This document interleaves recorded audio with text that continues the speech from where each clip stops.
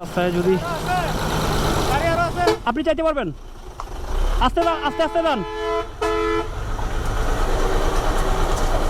এই দেখেন এখানে কিন্তু ভাইয়া বলতেছে গাড়ি আর আছে কিনা, এত চিকন রাস্তায় এরকম এক্সট্রিম রাস্তায় যদি এত বড় ট্রাক ঢুকে ভাই।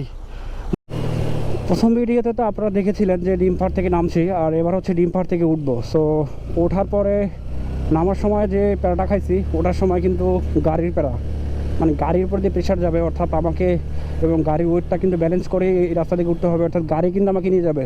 সো এটা হচ্ছে ডিম পাহাড়, খুব সুন্দরভাবে দেখা যায় যখন আপনি তিন্দু থেকে আপনি যখন উঠবেন।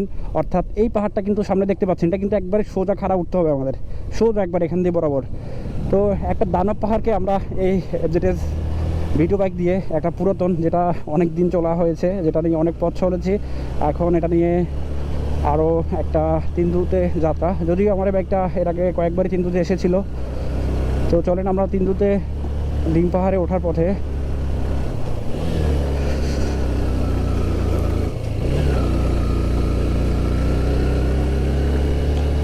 রাস্তাটা, তিন্দু রাস্তাটা এখন অনেকটা ভালো হয়ে গিয়েছে, চাইলে অনায়াসই যে কোনো বাইকার আসতে পারবেন, মানে আগের তুলনায় অনেকাংশেই কম।